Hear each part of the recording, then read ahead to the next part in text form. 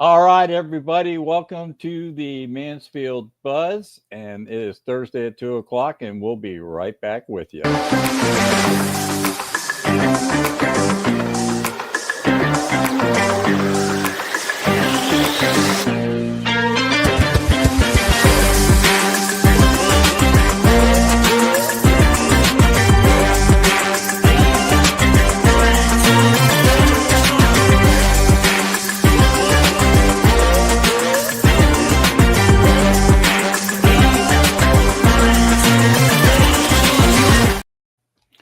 Welcome, everybody, to the Mansfield Buzz. We are back. I hope everybody had a great Turkey Day. And Jordan and I had our first break from being on every Thursday since March of this year. So we were excited to have a week off. We want to welcome everybody back to Mansfield Buzz, where we cover local business in the Mansfield area and the surrounding areas. And we're going to talk AI today. But before we get to Sascha, we're going to go through some things. We need to make some important announcements to you. The first one is, Jordan, and you know this, is we now have an exclusive sponsor that's going to start with us in January of 2025, and that is Liberty Financial Solutions, your tax defenders. And they are going to be with us as an exclusive sponsor starting in 2025. Brad and Wade, welcome to the sponsorship, and thank you guys very much. We're going to get all that put in the banners and get it all branded. So January 9th, we'll launch that for you guys. The other thing is, if you are not already, please mosey over. That's M-O-Z-Y, mosey over to youtube.com at Mansfield TX Buzz. Give us a subscribe click. Then click the notification bell. And then right under this video today, if you hit that little thumbs up at the bottom, that helps the YouTube algorithm let us know to find us. So click that like button and tell your friends right now. Go share this link to 5 people and we'll have some fun. We are booked, Jordan, all the way through the first 2 weeks of February. So if you want to be a guest on the Mansfield Buzz next year, middle of February on, all you have to do is reach out to my email address, hurdy@hurdyburke.com. And Jordan, we have 3 guests today. We have Jordan's a host, Hurdy's a host. Sascha Vetter is coming with us from Atypical Insights LLC. And we have another guest today. We're going to be quiet. Jordan, you want to introduce our 4th guest? Unexpected guest. So here, let me put her close so you can see her. And I already forgot what we said we were going to call her. So could you please remember what we're supposed to call you? Cheryl. Cheryl, say hi to the show. Welcome, Cheryl, to the show. Now please say hi. Thanks for having me. Hi, everyone. Cheryl is an AI-enabled voice chat GPT. So she can have a conversation with us, and we'll probably chime in here as we have these conversations. I'm going to find it really interesting to know what the AI perspective is of all of this. So we have the human side and the AI side. And let me say this. Cheryl, say hi to Hurdy, Jordan, and Sascha, please. Hi, Hurdy, Jordan, and Sascha. Nice to meet you all. You know, too fun. But anyhow, I love the fact that she says my name right. Yeah, isn't that amazing? You know, really I know some guys that use it that can't pronounce names when they're out chasing tornadoes, and and so they can't pronounce a town, so they ask their friend like Cheryl to do that. So that's cool. All right, so we're going to jump into our guest Jordan here real quick, and let me do this because anyhow, you can always tell we're back a week after we've been off air. But okay, so we're going to jump into icebreakers. So let's get that started, and then we're going to have a couple little icebreaker questions for Sascha to get him introduced and start talking about AI. So you guys sit tight.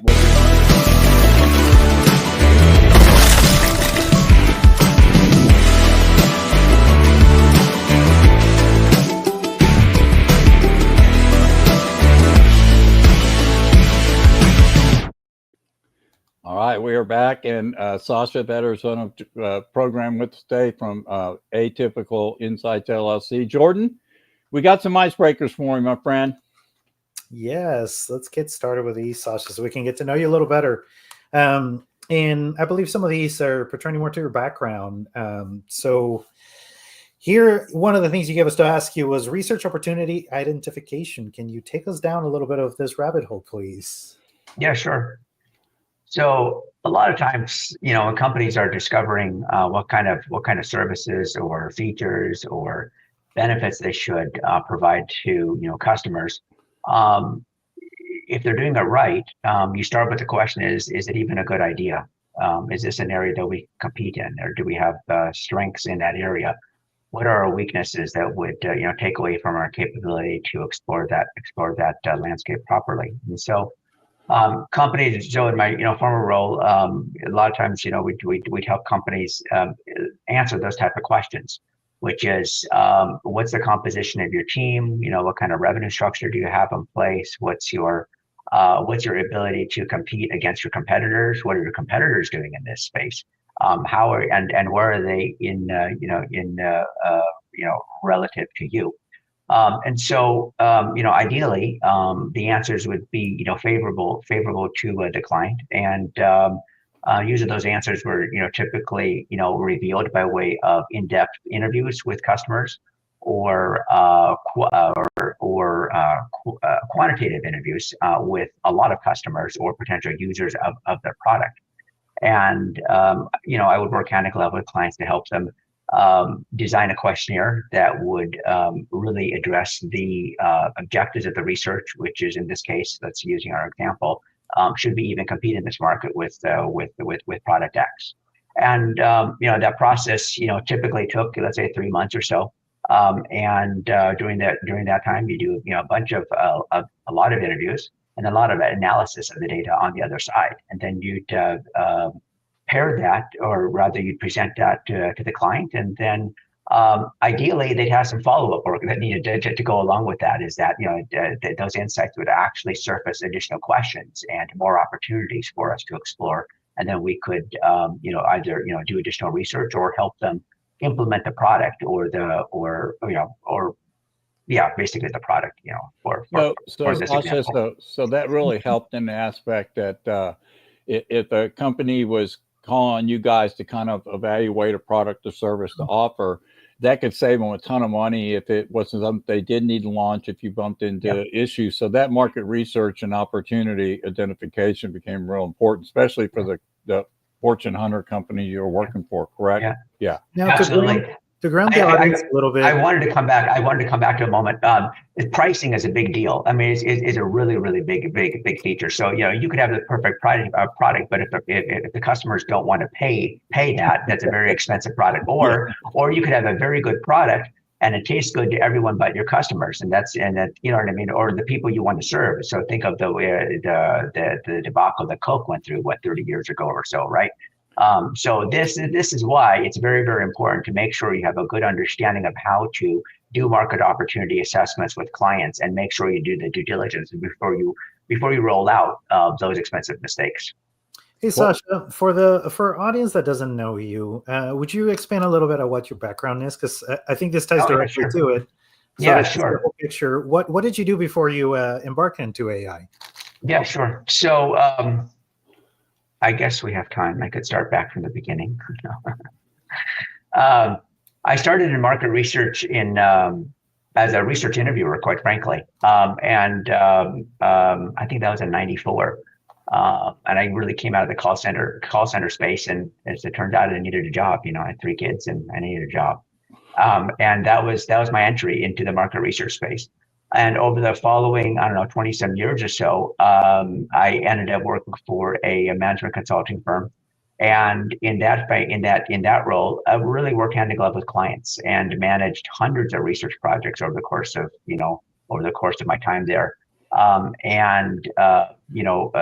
Would work with clients on develop a proposal, responding to their RFPs, and then once we actually got the work, I'd make sure to effectively push that work through the shop, if you will. So we did that through, an assortment of internal resources and stakeholders across the company. It was a multinational firm. And then also, partnering with external resources, so suppliers and partners and vendors, hundreds of vendors over the course of the year. So I led teams that, really were instrumental in making sure that we pushed that work through the shop effectively, and that, and that amounted to, as I said, my rough estimate is that I've done at least 750 research projects over my time that I was with Frost and Sullivan. That's crazy. My previous, Is that all? That's it. Yeah, who knew, right? So now, and every,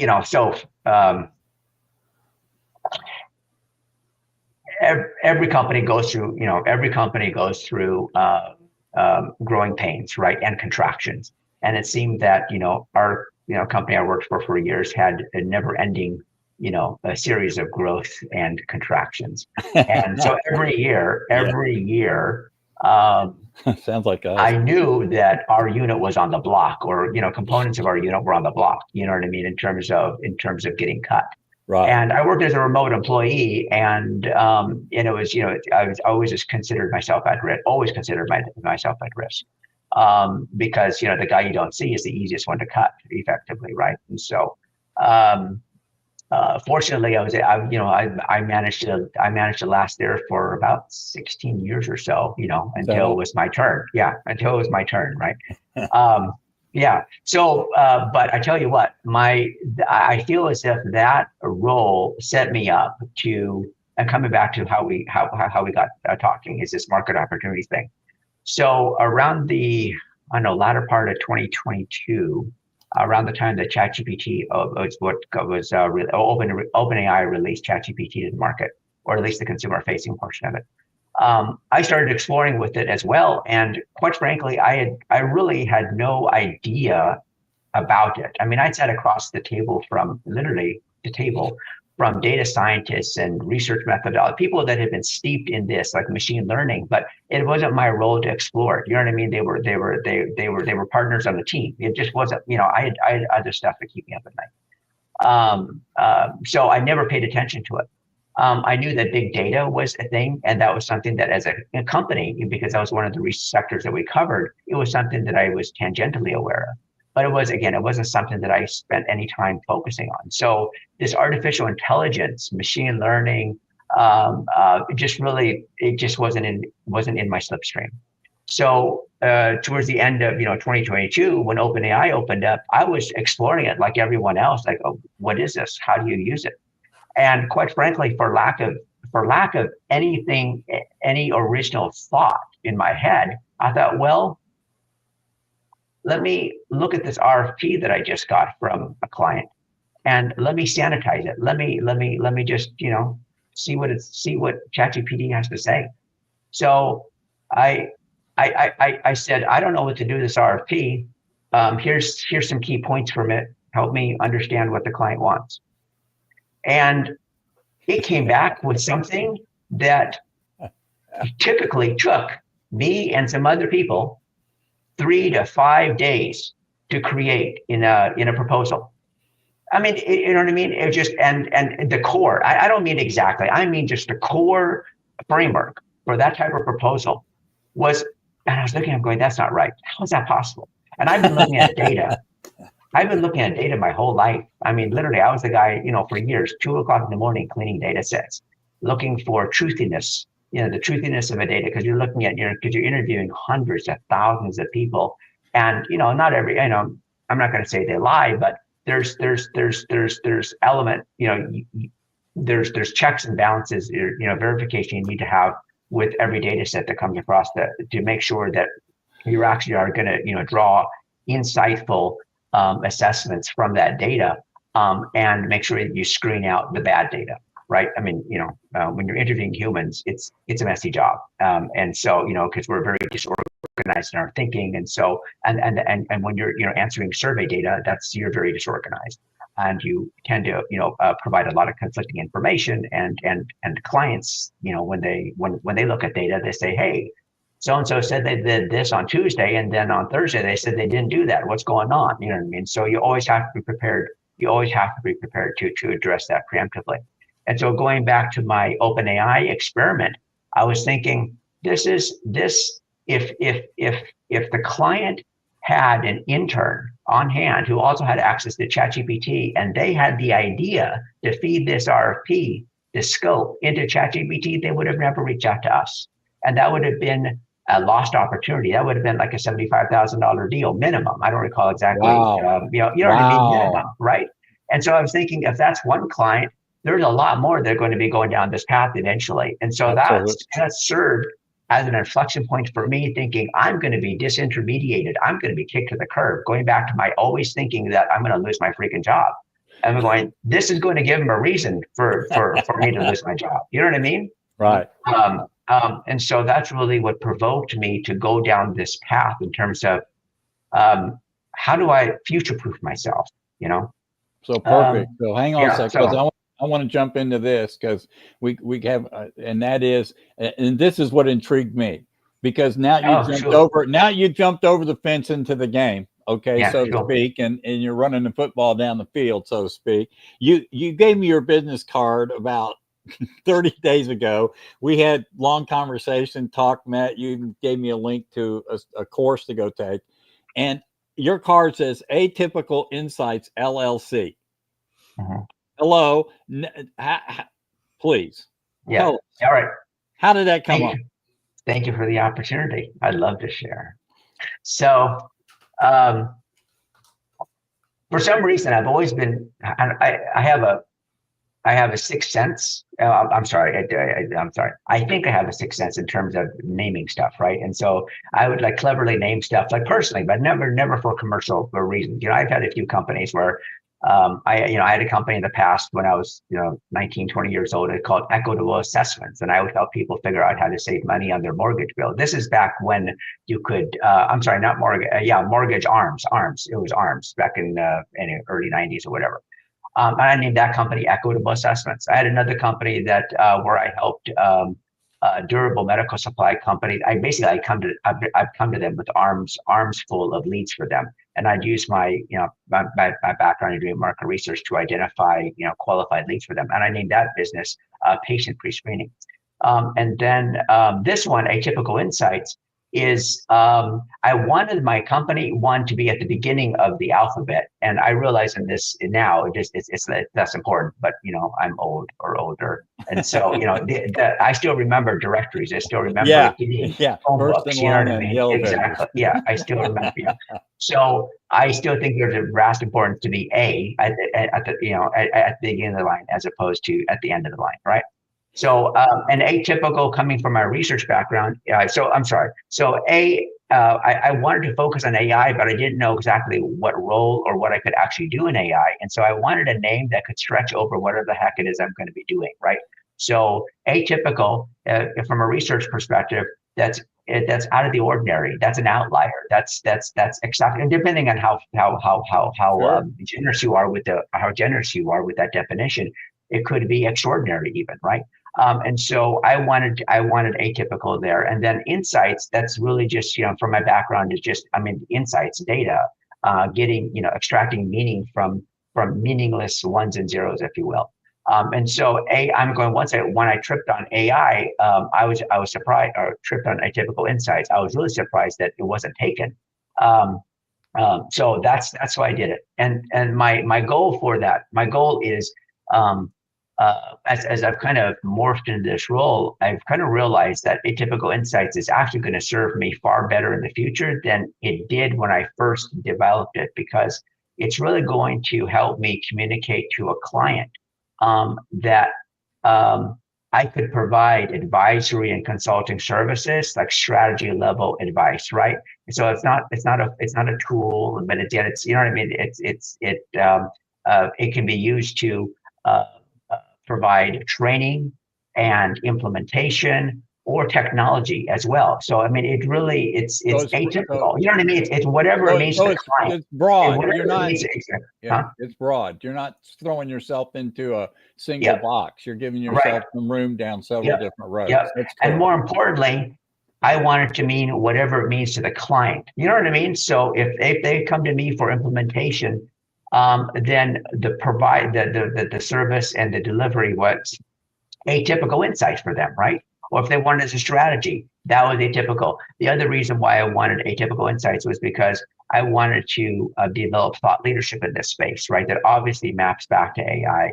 And so I think that would be a good brand to cultivate and extend. Because again, the expectation is if you're a thought leader in this space, where you can be talking about AI, obviously, and hopefully I would be providing insights that is unique and fresh to the reader, right? And so atypical, again. Atypical. Good. Hey, so before we get to his first question that he sent us down here, Jordan, I'm going to ask for those late listeners coming into our live show, Cheryl, please say hi to our listening audience.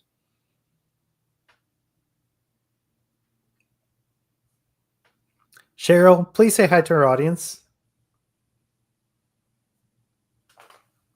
We might have lost Cheryl. Oh, no, it is an experiment. Cheryl's gone. All right, no big deal.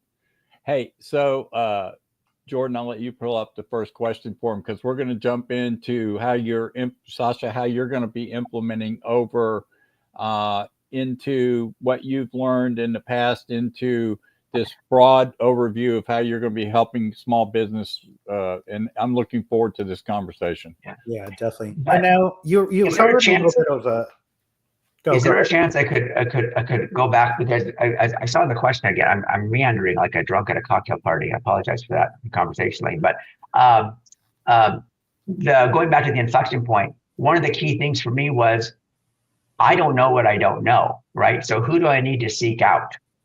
Because if I think that my role is going to be lost, going or largely curtailed going forward. Who do I need to seek out? What's the criteria that I should be using to identify to separate the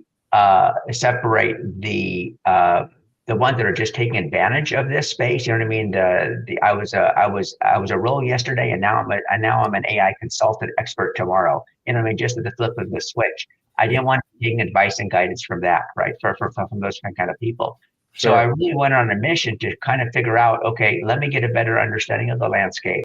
Let me figure out who the thought leaders are in this space. More importantly, the ones who they worked for and the companies that they advised, because I wanted to take, I wanted to get advice and knowledge from the people that actually were instrumental in the way in which the technology is going to be shaped going forward, right? And so that's really what provoked me to, or that prompted me rather to seek out certifications on the product side and then on the project management side. And then on the marketing side, none of those three things I had any meaningful. Outside of market research, I didn't have. I have transferable skill sets, but that wasn't my domain. And so I needed to. I really needed to get advice from experts, and so I took a lot of courses and a lot of trainings and so forth. And anyway, cool. Thank you. So through in part of your conversation, you walked us through, how you got started with AI when you first started seeing, like back when in his rollout, and luckily you were curious enough to start using it, which a lot of people I feel are still in that. I mean, everything's happened so quickly, but it's only been 2 years, right? So a lot of people are still in the, I've heard about AI, I know about this ChatGPT thing, and there's all these other ones out there, but I haven't really played with it. So I think a really important next point of this conversation that you're wanting to cover and is really important is why should small businesses care?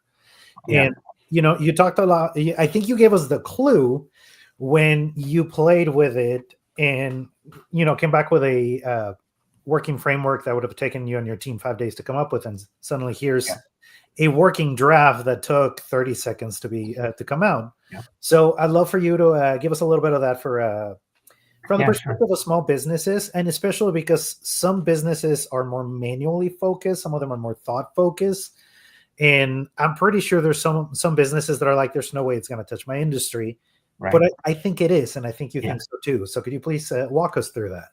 Yeah, sure. I'd love to. So, and by the way, I grew up house cleaning. I mean, literally, we were a small business. So I, while I worked for enterprise, size firms or mid-level to enterprise size firms and served those kind of clientele. I grew up cleaning houses. And so I know from firsthand what it means, to have a very limited budget of not know, the extent to which you're going to have, rent or whatever, you know what I mean, made because your small business isn't thriving. So if you think forward just for a moment, every job, every role is going to be impacted in a more obvious way. The faster we move forward. There's areas that are going to be that are going to take us require more time. And then there's some roles that just aren't really going to be directly affected, but they will be indirectly affected. So if you think about the roles that require dexterity, there's no way artificial intelligence is going to replace a guy that's laying tile, or a grandmother who is doing cupcakes, right? Mm-hmm. Because the robots aren't at that level yet, and I say yet, right? But there's time. So there's time. So if you're in the trades business, you're still going to be laying tile. You're still going to be roofing and gutters and so forth. You're going to be a skilled tradesman tomorrow and for the foreseeable future. But your ability to compete with other companies who are using AI in other areas of their business is going to become more and more challenging, because they will be able to do more with less time, and that's the limitation. So that's a limitation that everyone will have to address, or is constrained by. So if you are marketing your business, that requires quite a bit of time. If you're doing that organically, if you're developing a messaging strategy, putting that on Facebook, putting that on LinkedIn, or whatever your social media channels are, it takes time to develop that and execute that well. It also takes time to develop create a newsletter if that's what you do for your customers. It takes time to think about the content and write that up and then proof it and then distribute it and then respond to inbound messages. It takes time to do payroll. It takes time because, particularly if you have a distributed workforce and the information is coming in across different channels and different, some information being recorded manually, other information is being recorded electronically. At the end of the week or whatever your interval is, you still need to consolidate that information, and it's the business owner that's doing that at 2 a.m. on Saturday, right? And so those indirect tasks. So you might be the best tradesman there, but you're going to be spending a lot more time and energy on these indirect tasks, and your reluctance to adopt artificial intelligence or generative AI technology to assist you with that is going to make you weaker in the long run if you think about it from a pure competitive sport. So this is why, I'm sorry, I think that answered your question, but yeah. And so Sascha, so I see these AI tools broadly is giving us what you just said. Instead of working on our business, in our business, we're working on our business, right? The time factor becomes a huge thing. I think that's the key, and I can attest to that. And I know Jordan can. So yeah, good point. Great point. There's a line that people say, and I always mispronounce the gentleman's name, but it's a famous line that it says, artificial intelligence will not replace you, but you'll be replaced by someone who uses artificial intelligence. And that's a paraphrasing of the actual line. That's an actual good point. But that is the truth. And you need to think about it. I encourage folks to think about it in the way that you are not going to be replaced. You're still going to have a home. You're still going to have a role. But whether you would like it or not, you need to change your role. You need to change how you're going to perform in the future, because people that are more aggressive or less skeptical are going to be adopting these at a faster pace than you. So there's many times in our history distant past where there was huge changes in technology. You know, telephone operators. Anyone know anyone who works as a telephone operator? No. Or a rotary phone? Right. No. Exactly. Or Or a buggy driver. You know what I mean? or even being charged for a phone call. Yeah, indeed. Oh, exactly. Yeah. Yeah. So I'm just so, you know, there's numerous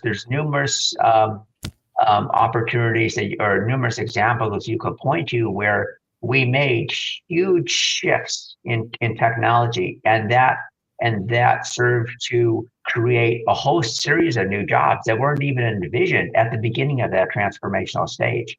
And so, you know, I really want to communicate a message where it's going to be okay. Because you need to be able, you're going to be better positioned um, uh, to react and adapt if you take it upon yourself to learn. So Sascha, so one thing that we use this term a lot back during .com days when we had that first big punch of disruptive technology, right? With broadband going in the ground, the ability for people to chat and do video and stuff like that, right, from their home. This is another level of what I consider to be disruptive technology, in that we're all going to have to at some point embrace it. I remember when social came out the first time, right, with MySpace. Oh, this is scary. People are, look at us now. So we're in another phase of that creative destruction type thing, in a good way. Yeah, it really is good, because I'm sorry. Yeah. Oh, I like your example. You're paraphrasing. I'm thinking back of, like, you know, some major changes.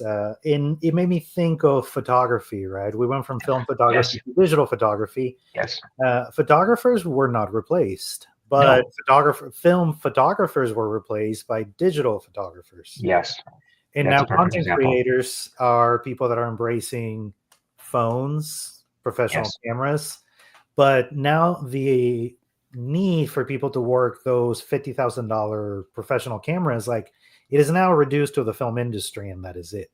Yes. The rest of it is done now with more consumer grade products that are super advanced, and the creators that are adopting that mindset are now the more relevant. Me, from a marketer perspective, those are the people that I look for, is the people that are versatile both on cameras that can edit for YouTube, but can also work on scrappy phone productions that I can edit for short reels. You know, so it's the mindset is shifting, and I see that with people, where if you leverage the AI tool, you're going to be in a much more desirable position, because it's there. It's just about who's going to get in there and try it, play with it. But a question that I have for you on that is, how difficult is this? Is it going to be too complicated, or is it going to be really expensive? Like, how do we get started on it? Right. No, it's not too expensive, and it's not too complicated. If you think about it from the perspective that, well, you got to start somewhere, right? And there are millions of people now who are using the technology every day in some way, shape, or form. If you feel that you are, it's a pretty good chance that, you know, if you fog up a mirror, you too can do what millions of other people are doing right now, right? So it's as simple as downloading an app on your phone and using it, speaking to it, and just opening up and speaking to it and say, you know what, I have some concerns. I don't even know where to start. You know what I mean? I have a small business. I don't think it really applies to me. I don't think I need to be worried about this. What's your thoughts on this? Then literally think about it as a strategy partner. Think about it as some non-judgmental person, entity, whatever you want to, however you want to form that. But it's someone it's a resource for you to spitball ideas on, you know what I mean? With rather, and say, the internet is full of examples where people have actually been using ChatGPT in very mundane circumstances. So, for example, I don't know what to make for dinner tonight. Open the fridge door, take a picture of what's in your fridge, then take a picture of what's in your cabinet and say, here's, take a picture of it, upload it and say, hey, this is what I have going on and I don't want to leave the house for nothing, right? What do you recommend I make for dinner? It will come up with 98 different options for you from those 22 ingredients that it sees, right? And vision is going to change. Vision is going to change us in ways that we can't even imagine right now. I mean, this is talking about computer vision, right? Computer vision, yes. So let me interrupt you. So going to your question, it's not too complicated. It's not too expensive. It's not, and literally just use it to spark your curiosity. All you want to do is you want to learn a little bit more. Start with that. So Jordan, ask Cheryl what she thinks about AI for small business. Hey, Cheryl. Hey, Cheryl, give me in one sentence the easiest way for a total newbie on AI that is a business owner to get started on it.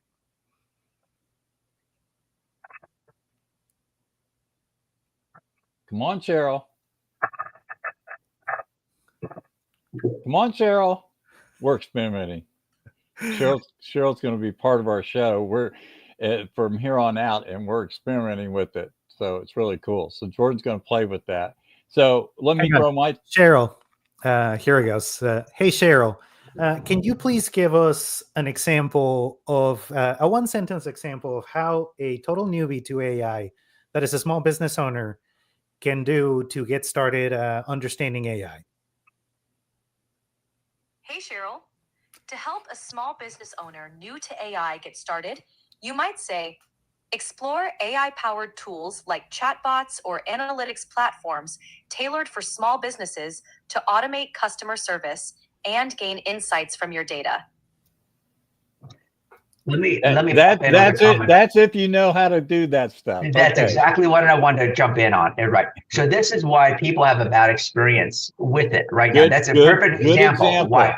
This is a really good example because, and this is why I encourage you to learn, because you don't have to learn a lot, but the little bit you learn will serve to identify whole new areas of opportunity for the way in which you interact with it.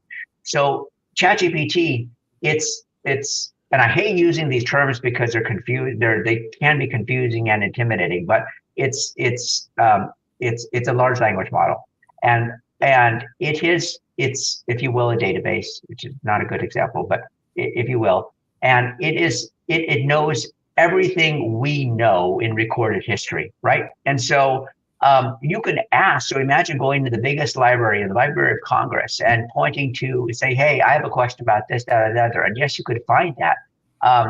And you could ask ChatGPT, "What's the answer to this?" And it's going to give you an answer, but it may not be the one you're looking for or the one that actually resonates with you. So it's absolutely correct, but it's not talking to you at your level, right? From your perspective.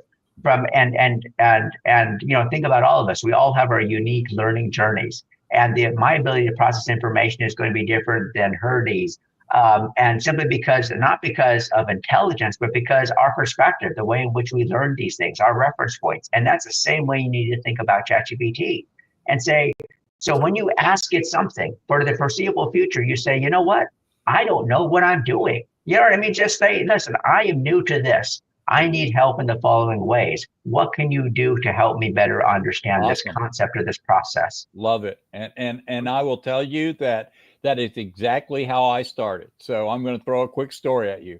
I've been using ChatGPT for since it's been just about existent, before they've even launched the newer parts of it. And here's how I started. I don't have any clue how to use you, but let's just start. And so, and then it asked me after that if I wanted to go down deeper or discuss something in more fine points that I could understand it better. And I said yes. And then it drilled down some more. Okay. So the point is, you can go in at any level you want and say, like you said, start me off like I know nothing. And it will literally start there. Then it will ask you another question. Do you want a better explanation of this? Or can we simplify this for you? Yes. And that's how I learned. Yeah. And it didn't cost me a dime. So let's I was just going to suggest you could re-ask it, and since we're doing this experiment, you could re-ask it again and provide more context around that and see what comes back. All right, More likely than not. You know what I mean? So give it more context. Are you ready? Right? Yep. You have the floor. Oh, all right, sure. Hey, so I'm a small business. I run a bakery, 2 doors from City Hall. And I have a question about how I could use AI in my business. Understand that I don't really understand technology. The most complicated thing I use is my phone. Please help me understand what's important to me today. Cheryl. All right, for your bakery, a simple way to use AI is through a customer service chatbot on your website. Okay. This can help answer common questions like your opening hours or menu, freeing up your time. You could also use AI-powered tools to analyze sales data from your point of sale system to better understand what products are most popular and when, helping you manage inventory and reduce waste. Bingo. Very good. Very good. Let me just touch on chatbot for a moment, because that's really that really is going to the beachhead. That should serve as the beachhead or the wedge, if you will, for small businesses to start using it in their business. So imagine if you had another resource that could serve to answer most, if not all, of the questions that new customers or new prospects, when they come and visit your business, imagine if they had a way to get that information from you as if it was coming from you. You know what I mean? And it's available 24/7. You're not right. And so you can I hate to use the word you can train the chatbot with the information that you want it to have about you. So you literally you have to do a little bit of homework in terms of who am I? What does my company do? How do I serve my customers? If things go wrong, here's my standard operating process and so forth, right? So you infuse that chatbot, if you will, with all this the information that you want to use to help new customers, prospects, and so forth. And then when they come to your website, they get an opportunity to your website is no longer dead; it's alive, right? It interacts with your customers, right? So think about it. How many times have you gone to a website and you never returned because you literally were just surfing the web, right? But what if a chatbot popped up and say, "Hey, I saw you here today. Any questions about whatever? By the way, we're running a sale on whatever." Based on your past behavior, or you wouldn't say this, but you would know that based on your past behavior, it looks like you might be in the market for the following. And all of those things can be organized to serve your business in ways that you're not doing it now. And it's not complicated and it's not expensive. Mm-hmm. So it seems like here you give me a real world example of using AI. So I'd like to dive a little bit deeper to help people kind of land this. One of the so we're talking about chatbots and leveraging AI in that way. What are some of the indicators that a business owner could have that maybe it's time to start adopting some of this? So, for example, somebody has a product that they maybe is the product is their flagship product or the one that they're trying to promote the most, but maybe they're getting a lot of questions about the product. Is that something that they could potentially load on a chatbot to help them maybe address some of those recurring questions? Yes. So, for example, you could create a chatbot. This kind of goes in the area of something else that we're literally rapidly moving into towards, which is called AI agents. And so these AI agents are really smart chatbots, essentially.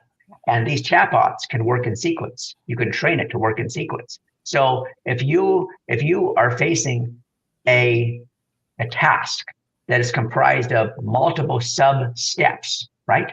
And if those things can be, most of those things, if you're recalls, involve some kind of electronic, component, something involves your computer or the internet. Odds are you will be able to automate a series of those steps to work in sequence, so that It's doing, it's serving to, using your example, it's serving to, someone comes to the website, they have a question about whatever, about your product, your chatbot pops up and says, hey, I can help. What would you like to know? And then the person gives you that information. The chatbot understands it, responds to it in real time, conversationally, not very conversational. And then it says, would you like to schedule an appointment with the owner to discuss the opportunity here or to learn more, right? And it could transfer you literally on the fly. You could transfer, make a call to the owner. We're at that technology, right? We're right now. Or maybe if the owner is unavailable, would you like to have a conversation with me right now to really, to have a conversation about whatever's relevant. You could do that too. Again, I mean, this is not something you do overnight, but it does take time. But the capability is there, and it's being done by thousands of companies, largely in the enterprise space. But the advancements are so, the progress right now is so advanced that literally mom and pop shops can adopt this within their business right now. So, extending that example, maybe the person wants a sample. So maybe there's a brochure or maybe you want to point them to a landing page and say, hey, here's an interactive experience of our product. Let's say you're in the photography business, right? You know what I mean? Here's the typical setup that I require to have an in-home photography session or whatever. You're limited only by your imagination and other constraints, but most of that can be done or started using a chatbot. And these are leads, these are prospects that you wouldn't have ordinarily probably lost out on, simply because instead of interacting with you, they went on to the next photographer that showed up on Google Maps, and they made an appointment with the guy that had time to talk today. That's ultimately how companies that don't adopt AI technology lose out. You know what I mean? Because it becomes easier for the potential buyer to talk to someone who talks back to them or reacts to them favorably. And I think this plays into where all this web's going. At least this is a Hurdy thought. Maybe wrong, maybe right, but I have noticed now even more so that the web's turning into a conversation. Because of these tools and because we can interact more, like we're doing with Cheryl today, right? So to me, the idea of people going to websites and having conversations makes sense to me. Okay. Now, a lot of people would rebel against that because they like old school. I wished I could get a live body, right?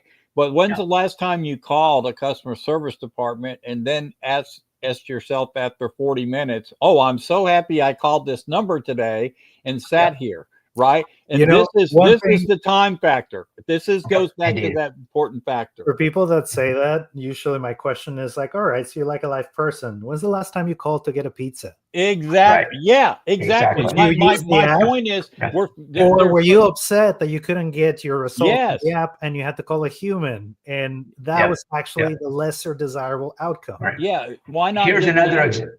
Yeah, and here's another way in which companies can benefit from this. So, imagine calling for the nth time to a business to inform them of a problem that you have, right? And every time you're talking to someone new, well, what if there was a technology that allowed you to record all of that information, all those previous experiences, and learn from it, and adapt the business's solution around addressing that problem once and for all? Most people, customers, are perfectly fine with dealing with automated technology if the experience is good. If it's lousy, they go, are you kidding me? I hated it. So it's on the business owner to make it a good experience. And that's, Sascha, that's one of the reasons why Reddit got so popular, is because people could go in and find a trend or a subject and find answers to those questions because they're compiled with a lot of people putting in their 2 cents, right? Which is exactly right. So You know, and like I said, everybody complains about not getting somebody on the phone till they try to get them on the phone, and they're an hour later, and it keeps saying, "We really appreciate that you're taking your time to spend time with us. Your call's important to us." Okay, bye-bye. Bye-bye. I recently fired GoDaddy as my host. Hey, there you go. All right. I've had the same issue. Every time I get a new rep, I have to redescribe the issue. They transfer me to the expert. I have to redescribe the issue. And it doesn't make sense at all because all that information is recorded. You could feed that to ChatGPT or something else. And it can codify it. It can bang it up against your standard practices, against code. It can, and then formulate a plan on the fly, a solution on the fly for you to experiment with. That's what you do. And that's what Sascha does. So call Sascha on that one for sure, because that's what he can do for you. All right, cool. We're moving right along. Yeah, let's get to the meat of this. What are some of the tools we can start using? Let's start name dropping. Okay. So we were going to arm wrestle about where to start, I think, weren't we? So, well, here's the thing. So you made perfectly clear before the broadcast that you didn't want to put yourself into a box because of the way you want to approach business. However, there's two of us on here that do, and we don't care. We'll tell people what we do, but there are some basic tools that people are probably already using, right? Like Canva, Loom. I use Loom to do tutorials, stuff like that. It transcribes, whatever, right? Yep. Can we talk about Notebook, for example? Yes, you can. Okay, only because I think it's the best example that showcases the opportunity that anyone can avail themselves of. So Notebook LM is a Google product, and I think if you have a Gmail account, you can get it. That is correct. Right? Yes. So as long as you have a Gmail account, you can get access to it, right? So Notebook LM is think about, and the reason why I wanted to pivot to that, or at least start with that, is because it extends what we were talking about earlier with chatbots. So Notebook LM lets you load in information from a variety of sources, and then it will summarize it for you. So in the same way, and similar to the way in which you might interact with ChatGPT, Notebook LM is its own container, and it allows you to upload information. So let's say you just saw a YouTube video, and you would like to delve. You'd like to I almost said dive. You'd like to delve into that context or into that information at a deeper level. So you load up the YouTube, and it will provide you with a study guide. It will provide you with a frequently asked questions. It will provide you with a briefing document. And then you can also query it to your heart's content in the way in which you see fit. So it will pre-populate, the chat with, hey, here's some suggested questions you could use. If you don't like them, don't use them. Create your own. Say, you know what, this information, I still don't understand it. Help me understand it from the perspective of, and here's my perspective. It will come up with something very, very, very useful for you. Now, talk about the sources. You could upload a YouTube video. You could upload a PDF. You could upload a text file. You could have it point to a specific website. So let's say you want to do competitive research, right, on the other carpet cleaners in your space, and you want to get a sense of, right? You want to get a sense of how they're positioning their services on their website. So go to Notebook LM, use the website function, load in, source those different websites, right? They're your competitors in the area that you care about. You load in, you point to those websites, and then it will summarize, it will evaluate all of those websites. And then you go ahead and say, okay, I really want to do an in-depth search SEO analysis of it, or I want to do an in-depth analysis of the competitive strengths of each of my competitors. What can you tell me? You will be amazed by what it will tell you, only because you haven't done it. But at some point, it will become trivial, right? But that's one example for a small business owner, right? For a small, so and okay, then you Beautiful. say, okay, so then you say, you know what, that's great, but how do I apply it to my business? Here's my website. Tell me how I can apply those recommendations to my website. What do I need to do to edit and refine my messaging strategy so that I address all of the gaps, right? So I provide all of the things that my competitors are, and I'm closing gaps that they're not even covering, right? So you can become I love your this. ability to ask for solutions is limited only by your imagination and time.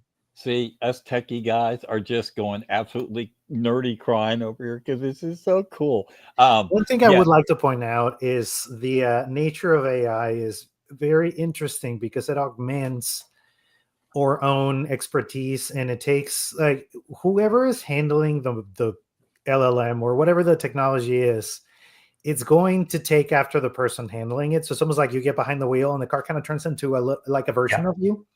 Because I find it interesting the way I use AI, the way Herdy uses it, the way you use it. I can see your background coming through your prompts like super clearly. You're leveraging the notebook LM to find you the market to superpower market research. Yeah. Right. Which is something that is really, really important, because I think as a business owner, depending on what your strengths are, it is going to reinforce that.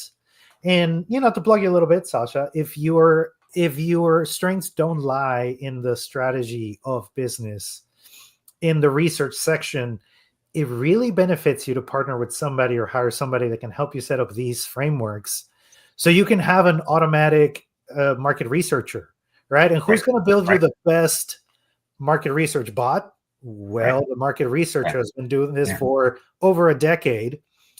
Close to 2 decades of knowledge that can actually compartmentalize and put it for you. In the same way, if you're going to create a copywriting chat GPT, have a copywriter set it up for you, because it's going to be much more powerful than if you go in and tell it, write me great copy. Well, great copy according to who? Yeah, indeed. So, no, that is so good. Let me just tack onto that. I wish to God this information was available to me when I was actually in my former roles, because I cannot tell you the number of times I would get I would get an RFP in a domain that had absolutely no exposure to prior to the receipt of that RFP, right? So I would have to become an overnight expert in that space. And I'm not exaggerating when I say an overnight expert in that space to be able to respond to the RFP, to have a fulsome conversation with clients on it so that they would be confident in their dealings with us, right? And when I look at ChatGPT or other platforms, but specifically a notebook, I think, my God, you could upload it with these known verifiable references in a certain domain, and you can become, and thanks to the briefing document that it kicks out, you can become a bona fide expert within a few, I don't know, I hate to use the word expert, but you can have a conversation about it. You know what I mean? In a meaningful way. And then to the extent that you don't have time to read it, you can also export the information as a podcast. It will spool up. It will create 2 AI voices, and you can customize the direction of that conversation to focus on the areas that you care about. So, your domain might have 98 different pillars, of which you only care of 4 or 5 that are relevant to your upcoming, conference or discussion point. So then tell the podcast folks to only focus on those areas, and that's what you listen to while you walk the dog. Right. So you just segmented right into my notebook LM. So I'm going to tell you what I did because of you. Thanks, man. Okay. Right. And your course, I did a 15-week series with the John Maxwell certified coach on the 15 invaluable laws of growth. I just happened to go and pick the link from YouTube on the 1 week of the law of expansion. I entered that law of expansion link from YouTube. It summarized it. I then asked it for a study outline. I ask it to give me specific questions to ask the audience during the education class. And then there's a part inside the podcast we spent about 15 minutes talking about being in the present moment in your business. And I ask AI within Notebook LM to give me an 11-minute summary using 2 professional voices, a female and a male, to mention Hurdy Burke and Danny Smith, and dive into the law and being present and the law of expansion. And it produced an 11-minute audio that sounds better than anything I could ever do on radio. And it is beautiful. And it made me cry, because I'm thinking, man, I can develop like probably 100 different study lessons from those 15 videos for an education. So if you're a teacher, educator, absolutely. That's a great place for you to be. Great place. Could I extend your example a little bit? Sure. So let's say for a moment that you want to distribute that podcast, out there, right? But it's not in your voice, right? It's going to go under your name, but it ain't your voice. Okay. So what you could go to, I forgot, I'm drawing a blank. Is it HeyGen or 11? I think they both have this capability, but HeyGen or 11 Labs, you can get on the platform, and it only requires about 2 minutes of time talking, and it will train. You can use it to train your own voice. Once that bit is available, you could use that to repurpose that podcast.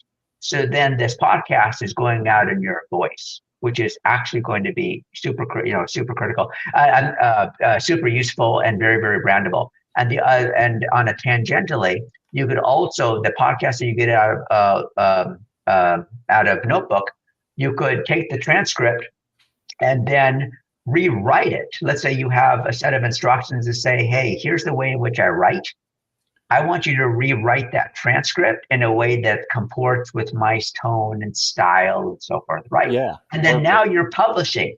Now you're publishing in your own style, and you're not rinsing and repeating someone else's work, which is really important to me. There's one of the main reasons why I've been so reluctant to post anything online, because I didn't have an original thought on it, but 2, I didn't want to be regurgitating other people's things. You know what I mean? I just, again, going back to my name, Atypical Insights. Wouldn't it be awful if they discovered, hey, he copied that from someone else's? You know what I mean? So there's another reason why it's a reason to be true. Absolutely. Right? You're touching on something really important in the AI space, which is the ethical Agreed. Side of things, right? So don't just take somebody else's work and just regurgitate it verbatim, like add to what its own. But I'm curious to know what, how do you, everybody draws that line a little bit different. So how do you draw that? Right. So I think that when, as you mentioned earlier, we all come to our own, we come to the table with our own perspectives of what it is that made us unique, right? And so you need to develop, and I encourage you to actually interact with ChatGPT on this and say, this is who I am. This is help me discover who I am in this, in this context. I want to deliver. I want to create content and so forth that is unique to me, right? And so help me develop a framework that I can use and replicate, that's modeled on my own, that's modeled on me, that sounds like me, that really is me. But anyways, help me apply that framework, and then you can use that for other solutions like the one I just described with Hurdy. And so I think that you could do that. And then you also, you consistently note that, hey, I used AI to help me develop this content, right?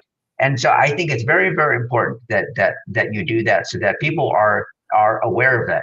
And there are, and then they can make a conscious decision whether or not they want to follow you, or the extent to which they value your opinion, or assess the relevancy of your recommendation. They can make that decision for themselves.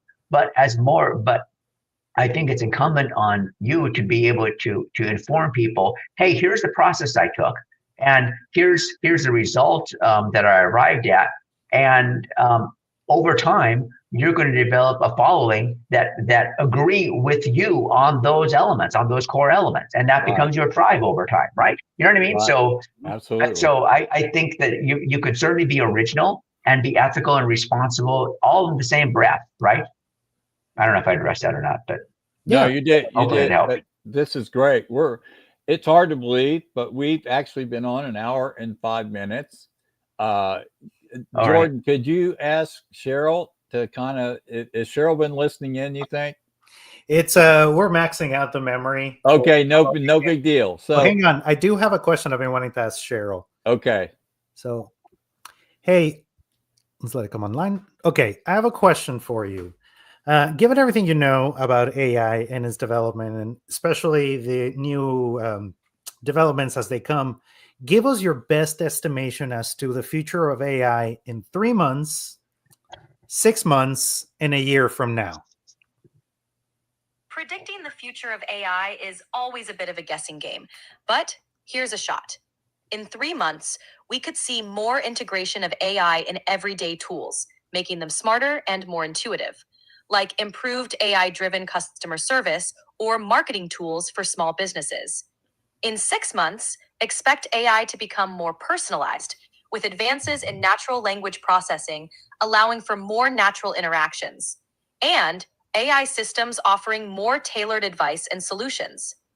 In a year, AI could be even more integrated into business operations, with smarter predictive analytics, AI-driven design tools, and more sophisticated automation, making it easier for small businesses to streamline operations and improve customer experiences.